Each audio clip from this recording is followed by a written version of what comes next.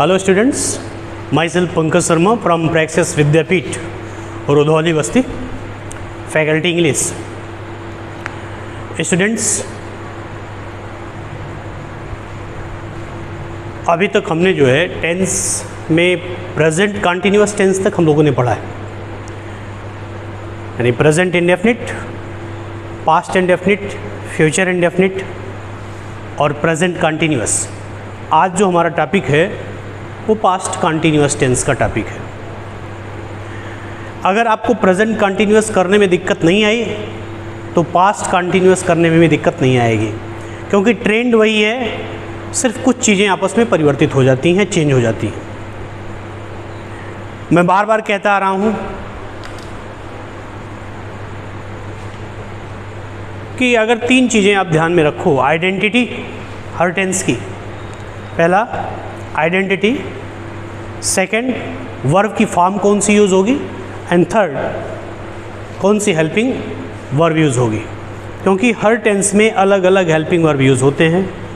Verb के form भी अक्सर चेंज हो जाते हैं, लेकिन जो ट्रांसलेशन करने का ट्रेंड होता है, तरीका होता है, वो सेम रहता है, उसमें कोई परिवर्तन नहीं आता। यानी सब्जेक्ट, वर्ब, ऑब्जेक्ट कहाँ लगेंगे सेंटेंस में और किस प्रकार के सेंटेंस, यानी affirmative, negative, interrogative, interrogative negative, interrogative चाहे SR नो टाइप का हो या WS टाइप का हो,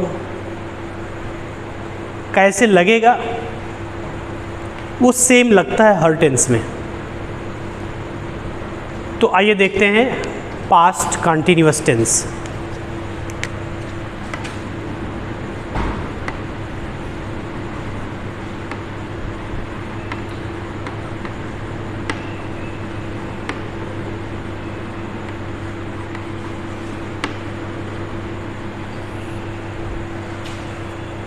इसकी प्रॉपर्टी देख लेते हैं। प्रॉपर्टी क्या होगी, इसमें भी जैसे आपने क्या प्रेजेंट कंटिन्यूअस टेंस में आपने क्या पढ़ा था कि इसमें काम का तो जारी रहना प्रेजेंट काल में पाया जाता है, लेकिन काम का टाइम नहीं दिया होता है। सेम वही चीज़ यहाँ पास्ट टेंस में काम कंटिन्यू तो हो रहा है, हो रहा था, है नहीं, लेकिन कब हो रहा था उसका कोई निश्चित टाइम नहीं दिया होता है। इसलिए हिंदी सेंटेंस में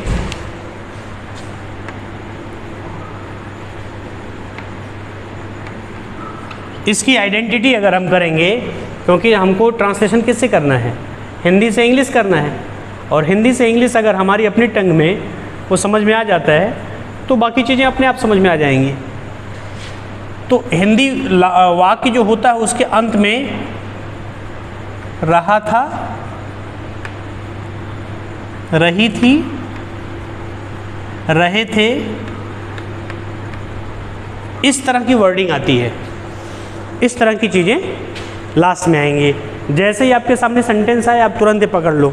अगर था शब्द आया रहा, रही, रही के साथ, जब है आता है तो प्रेजेंट कंटिन्यूअस हो गया, और था, थी, थे आया तो पास्ट कंटिन्यूअस टेंस है। दूसरा, वर्ब की कौन सी फॉर्म लगेगी, पहले हेल्पिंग वर्ब देख लेते हैं। हेल्पिंग वर्ब दो लगते हैं इसमें, एक होता वाज, दूसरा होता were. Was and were. Was क्या होता है, वाज सिंगुलर सब्जेक्ट के साथ लगता है, किसके साथ, सिंगुलर, और ये प्लूरल सब्जेक्ट के साथ लगेगा, सिंगुलर एंड प्लूरल। तो ये क्लियर हो गया कि हम वाज लगाएंगे सिंगुलर सब्जेक्ट के साथ और वर लगाएंगे प्लूरल सब्जेक्ट के साथ। ओके, अब आते हैं वर्ब की कौन सी फॉर्म होती है। वर्ब की पार्टिसिपल फॉर्म लगती है, ING फॉर्म, इसी को हम क्या बोलते हैं, पार्टिसिपल फॉर्म। हमने प्रेजेंट कंटिन्यूअस पढ़ाते समय आपको ये पहले ही एक बार समझाया था वर्ब के फॉर्म के बारे में, इसे हम पार्टिसिपल फॉर्म बोलते हैं।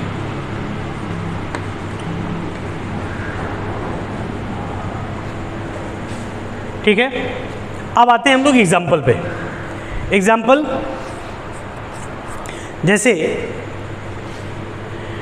एक सेंटेंस लेते,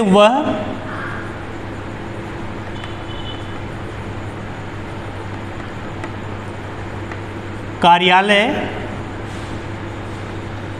जा रहा था। वह कार्यालय जा रहा था। अब इसमें सेम वही चीज़ करना है जो आप करते आ रहे थे, यानी सबसे पहले सब्जेक्ट लगाएंगे, फिर हेल्पिंग वर्ब लगाएंगे, फिर वर्ब के फर्स्ट फॉर्म में आईएनजी लगा देंगे, फिर ऑब्जेक्ट लगा देंगे, और अगर ज़रूरत पड़ी तो कॉम्प्लीमेंट लगा देंगे। सॉरी, यहाँ मार्क ऑफ इंटरोगेशन नहीं रहेगा, यहाँ फुल स्टॉप रहेगा क्योंकि अफर्मेटिव सेंटेंस है। या हम ऐसा कह सकते हैं ये असर्टिव सेंटेंस है। असर्टिव सेंटेंस में मार्क ऑफ इंटरोगेशन नहीं होता है, फुल स्टॉप लगाया जाता है।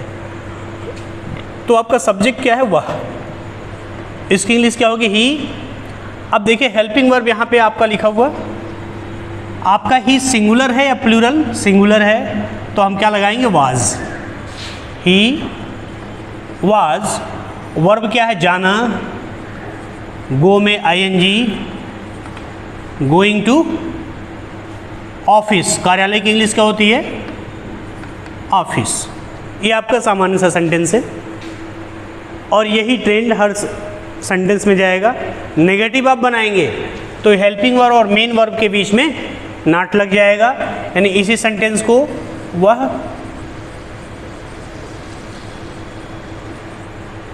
कार्यालय नहीं जा रहा था। एक वर्ड केवल बढ़ा हुआ है, कहाँ नॉट लगेगा? यहाँ पे नॉट लग जाएगा, हेल्पिंग वर्ब और मेन वर्ब के बीच में। ये फार्मूला मैं कई बार आपको बता चुका हूँ, कई बार लिखा चुका हूँ फार्मूला, पीछे से आप लोग देखिएगा। मैं सीधे सीधे एग्जाम्पल पे आ रहा हूँ। तो ये क्या हो जाएगा? He was not going to office. ये दोनों सेंटेंस आपको अफर्मेटिव और नेगेटिव हो गए। इंट्रोगेटिव मैंने आपको कहा था कि दो तरीके का होता है, एक यस आर नो टाइप और एक W S type. Yes or no and W S type. तो पहले ये तो अफर्मेटिव हो गया, ये नेगेटिव हो गया। अब ये इंट्रोगेटिव लेते हैं, इसी को बनाते हैं। यस आर नो टाइप का मतलब क्या हुआ? जब क्वेश्चन वर्ड पहले आ जाए। क्या वह कार्यालय जा रहा था? यहाँ मार्क ऑफ इंटरोगेशन लग जाएगा। ठीक है, क्या वह कार्यालय जा रहा था? तो जब मार्क ऑफ इंटरोगेशन यहाँ लगेगा तो इसका मतलब क्या हुआ? सेम वही चीज़ करनी है।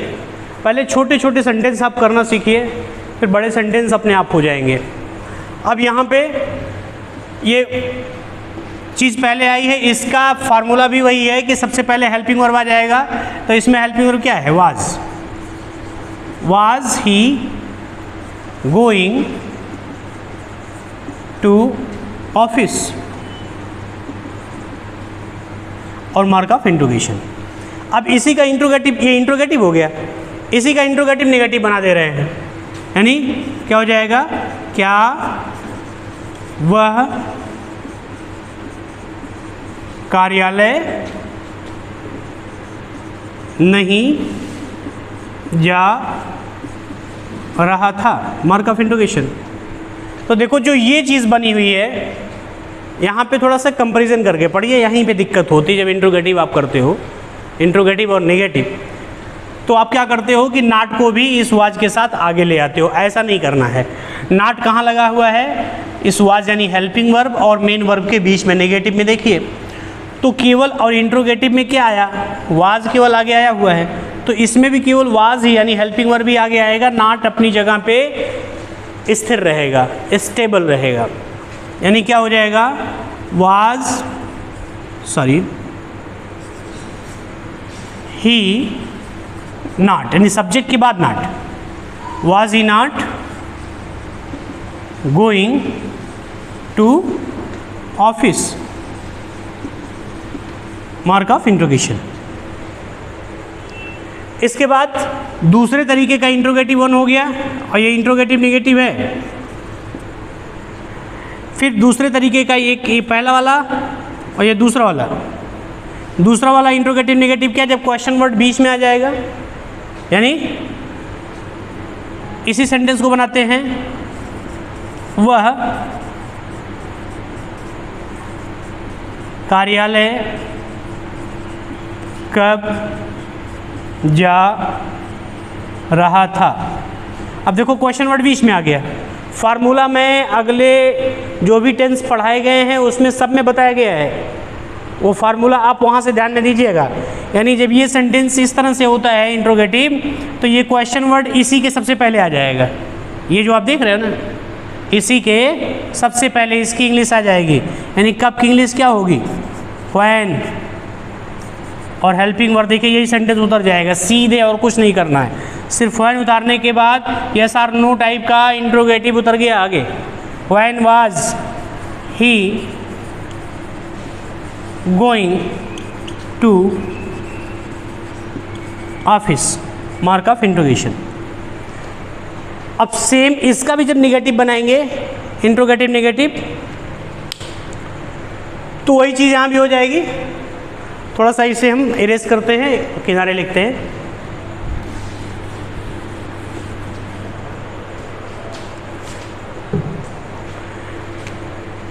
चलिए इसी को लिखते, वह कार्यालय क्यों नहीं जा रहा था।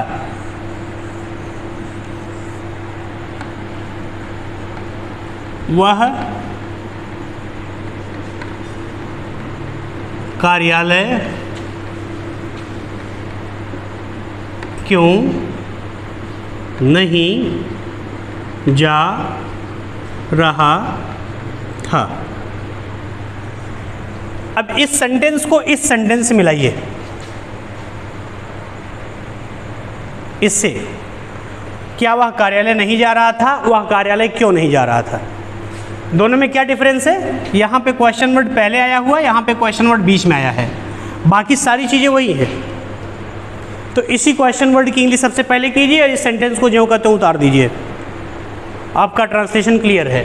यानी क्या हो जाएगा, वह क्योंकि इंग्लिश क्या होगी, ये आपका क्वेश्चन वर्ड सबसे पहले आएगा, यानी वाई। इसके बाद देखिए मैं यही उतार रहा हूँ, वाई, वहाँ यहाँ वाज है, वहाँ भी वाज है। सब्जेक्ट ही, नाट यहाँ लगा हुआ है, हमेशा ध्यान रखिएगा, सब्जेक्ट और वर्ब के बीच में नाट लगता है। अगर हेल्पिंग वर्ब नहीं है तो, हेल्पिंग वर्ब पहले आ गया है तो वहाँ पे केवल सब्जेक्ट और वर्ब बच रहा है। नाट गोइंग टू ऑफिस। तो इस तरह से इसका ट्रांसलेशन होगा। एक चीज़ आज मैं एक्स्ट्रा आप लोगों को बताना चाह रहा हूँ, नेगेटिव सेंटेंस जो हम करते थे अभी सीधे सीधे हेल्पिंग वर्ब से करते थे, आज पास्ट कंटिन्यूअस टेंस के माध्यम से मैं ये जिस ऐसे सेंटेंस बता रहा हूँ जिसमें कभी नहीं आता है। क्या, कभी नहीं। तो इतना आपको समझ में आ गया होगा। अब चलते हैं नेक्स्ट पे।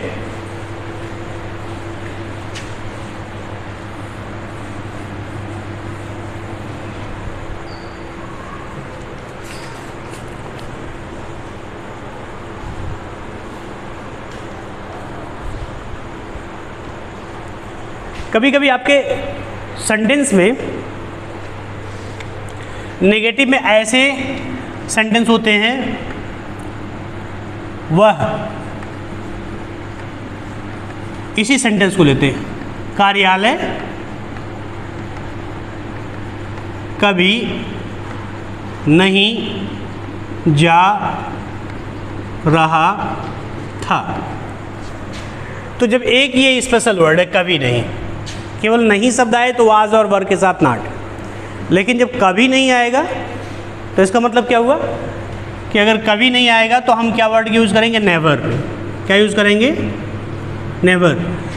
लेकिन सारे रूल के साथ, he was never going to office. बस कुछ नहीं करना, जहाँ नॉट यूज़ करते वहाँ नेवर यूज़ कर दो, आपका नेगेटिव बन जाएगा। तो बस इतना ही है। अब हमें इसमें से एक्सरसाइज आपको दे रहे हैं और इस तरह से 6 सेंटेंस आप बनाइएगा और नाट वाले सेंटेंस में भी 2 बनाइएगा। एक नेवर बनाइएगा और एक डायरेक्टली नॉट का यूज़ करके। ठीक है, तो इस तरह से 7 सेंटेंस बन जाएंगे। सेंटेंस मैं आपको लिखवा दे रहा हूँ।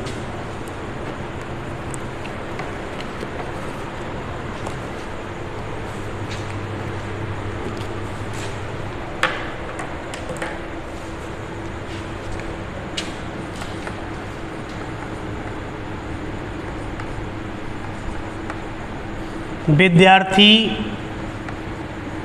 कमरे में शोर मचा रहे थे।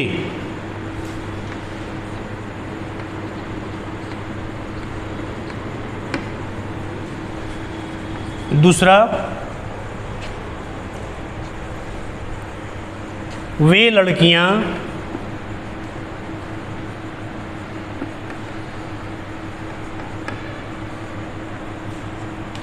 अपना समय नष्ट कर रही थीं।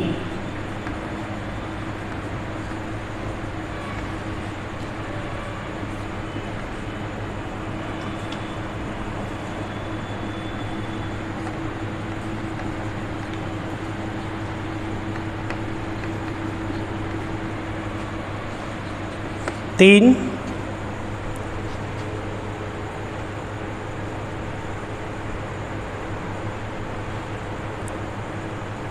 एक दिन, थोड़ा सा बड़ा कर दे रहा हूं, एक दिन कुछ लड़के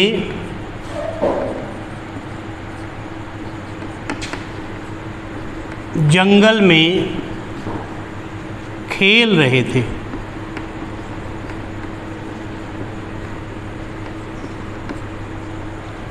फोर्थ,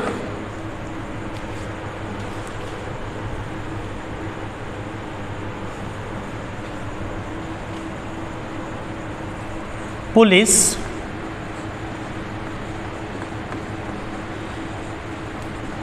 चोरों के पीछे, शब्दों पे ध्यान दीजिएगा,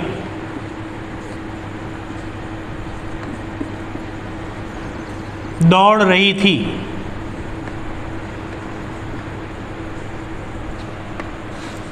फिफ्थ,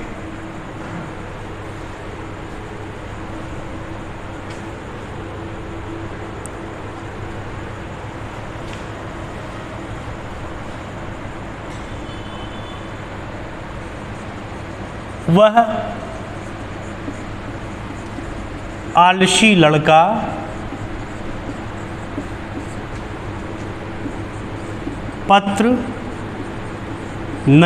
पत्र लिख रहा था।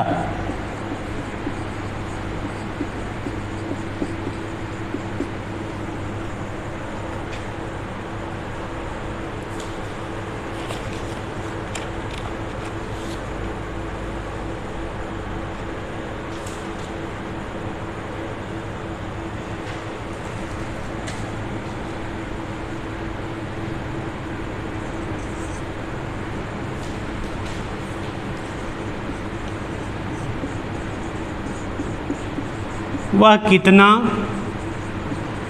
दूध खरीद रहा था।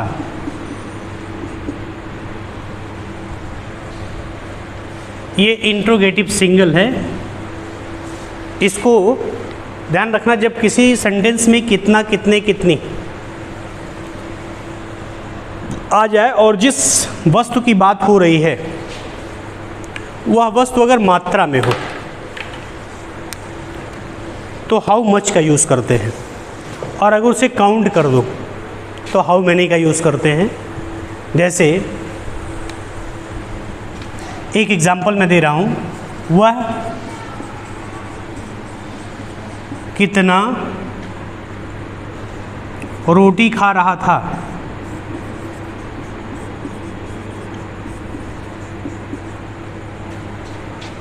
तो रोटी को गिना जा सकता है, इसलिए यहाँ पे क्या लगाएंगे, हाउ मैनी, हाउ मैनी।